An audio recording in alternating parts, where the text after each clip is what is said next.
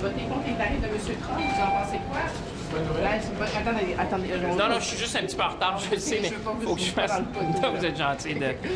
Écoutez, nous, on sera toujours à la table pour négocier avec nos partenaires américains. Moi, tu sais, on l'a toujours dit, une décision d'un côté de la frontière a un impact des deux côtés. Moi, je pense que là-dessus, il y a un élément où certains des membres du Congrès réfléchissent. Vous savez, le Canada, moi, je le dis souvent, c'est l'un des plus grands partenaires économiques des États-Unis. On est le deuxième plus grand client des Américains.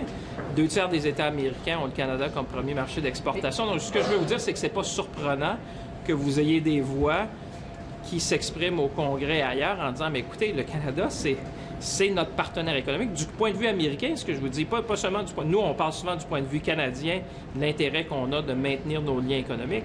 Mais là, ce que vous avez, c'est la voix des partenaires américains qui, eux aussi, sont conscients. Quand vous prenez le pont, par exemple, bien, écoutez, vous voyez le commerce. Quand vous dites que 2/3 des États américains ont le Canada comme premier pays d'exportation, ça en dit long. Alors, je pense que ces voix-là s'expriment en disant, bien, écoutez, le Canada, c'est un allié, c'est un partenaire économique important pour beaucoup d'États américains, la vaste majorité. Alors, je pense que ça reflète un peu ce sentiment-là que vous voyez aux États-Unis. Parlez-moi du voyage au Mexique. Mission au Mexique. On ne l'accomplit pas au Mexique, M. Champagne. C'est quoi J'ai pas mission au Mexique la semaine prochaine?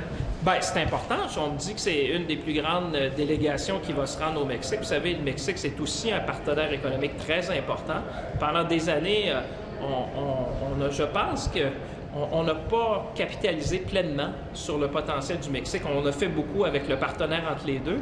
Mais moi, j'ai rencontré la présidente Sheinbaum récemment et il y a un désir de faire plus avec le Canada, partenaire stable, partenaire prévisible, beaucoup d'intérêt au niveau énergétique, beaucoup d'intérêt au niveau des infrastructures aussi. Alors, c'est une très bonne chose de voir que les entreprises canadiennes, les entrepreneurs renforcissent leur lien avec le marché mexicain. Vous savez, on a dit, si vous preniez les États-Unis, si vous prenez le Canada et le Mexique en termes de population et en termes de PIB, vous allez voir l'importance de cette relation-là. C'est une relation très importante.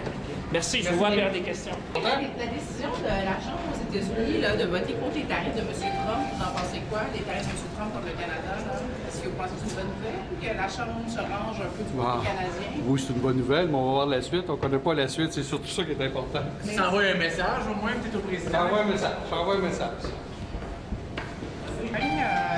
The House decision to basically vote against Trump's tariffs in the U.S. Is that any good news for Canada, or how do you see that? Well, look, I think it underlines what we've always known, which is that free trade between Canada and the United States has been good for the United States, not just Canada. And the House of Representatives realizing that and voting that way, I think is positive. I think we also know that it's not veto-proof, and we're still in the situation we're in, but it speaks to a fundamental understanding of the value of this very important trade relationship.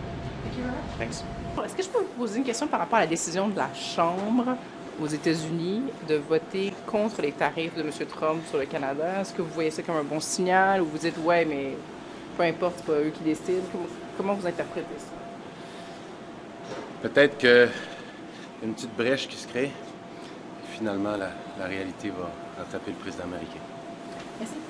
Chambre des représentants aux États-Unis de voter contre les tarifs que M. Trump a imposés là, au Canada. Comment vous voyez ça? C'est encourageant ou vous dites que ça n'a aucun impact? Comment vous voyez ça? Oui, bien, écoutez, je pense que tous les signes de solidarité de nos frères et sœurs américains sont bienvenus. Je pense que les Américains ont aussi un message à envoyer à leur président, que nous sommes une économie plus forte lorsque nous sommes ensemble. Merci. Je pose une question sur la décision de la Chambre des représentants aux États-Unis hier de voter contre les tarifs de M. Trump là, sur le Canada. Il y avait des démocrates, mais quelques républicains quand même. Vous voyez ça, vous réagissez comment?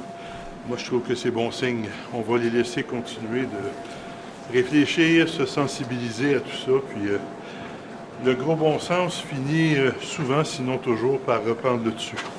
Merci.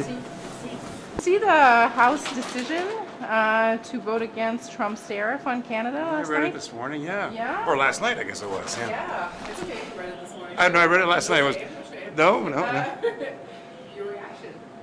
Well, we'll see what happens next. I think the president still has the ultimate decision in this one, but he'll be hard-pressed not to support the will of the Congress in regards to recognizing the importance between trade from Canada and the United States and that relationship. Speaks to a lot of things that our teams have been doing, and I'm encouraged by that decision. Thank you very much. Thank you.